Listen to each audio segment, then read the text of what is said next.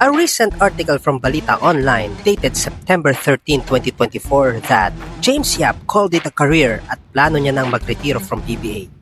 Ito ay sinabi niya na sa owner ng Blackwater Bossing na si Sir Joseldo C, kung saan siya ay may current contract. The former UE King Warrior disclosed na priority na niya ang public service kaysa sa basketball, kung kaya't minsan hindi niya na tinatapos ang practice with Blackwater teammates at dumidiretso na siya sa San Juan City Hall kung saan siya ay konsehal. Going back sa kanyang retirement, wala pa din napapabalita kung Magnolia ba ang magre-retiro sa kanyang jersey number na 18. Matatandaan natin na si James Yap ang phenomenal superstar ng Pure Foods or ng Magnolia franchise right after Cap Alvin Patrimonio. He steered Pure Foods to 7 championships including a Grand Slam noong 2013-2014 season.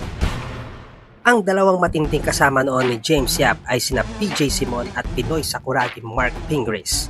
Pero alam naman natin na si James Yap ang mukha ng Pure Foods franchise noong sila ay nagsisipanalo.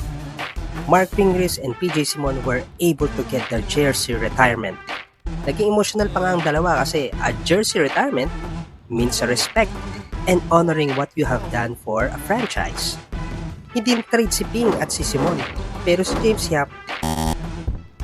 As you all know, James Yap was traded to Rain or Shine noong 2016 at ang kaswap niya ay isa ding former King Warrior na si Paul Lee. Paul Lee said na nung mga panahon na iyon ay magulo ang sitwasyon sa Rain or Shine. Yang Giao was dismissed from his head coaching duties at several players are not under contract. Hindi malinaw kung bakit nagkaroon ng mga dysfunctionalities. Sinasabi na ito ay due to contract issues. Pero hindi binanggit ni Paul na noong 2014 ay gusto niya naman na talaga magpa-trade. Bali-balita yan noon eh. Remember nung may issue na gusto niya daw maglaro sa Ginebra? And alam natin na ang Gin Kings ang favorite team niya growing up. Ang nooy dating coach at manager niya na si Lawrence Chongson ang lalo daw nagpagulo ng contract issues ni Paul.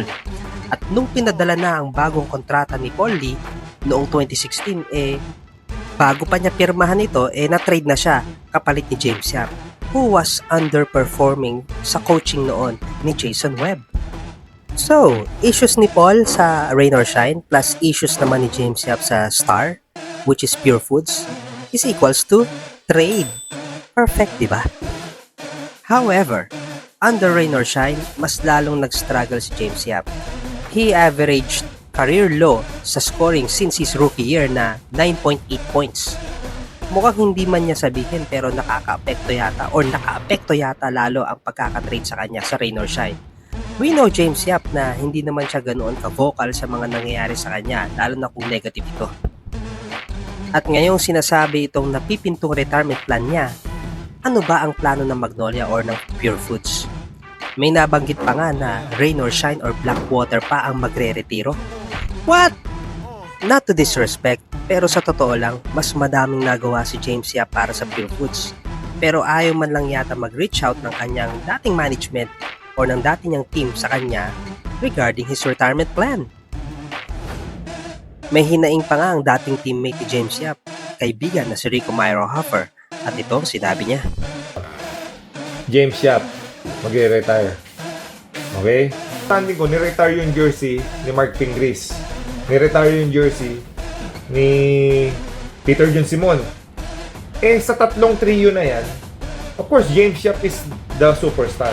Backup niya yung dalawa. For me, ako, ang sa akin, i-retire nyo sa Pure Foods yung jersey ni James Yap. Kung may mga concept man na may mga issue, hopefully ma-resolve. Sa ngayon, walang malinaw na balita kung may hitwaan ba ang Pure Foods franchise at si James Yap. Pero for me, ang opinion ko rito, it is a must and just na Pure Foods ang magre-retiro ng kanyang jersey number. He earned it because gaya ng sabi ko, kung may Gen X at Millennials dito na nanonood, ang kasikatan ni Big Game James Yap masasabi natin na he is currently the last superstar ng Pure Foods right after Alvin Patrimonio.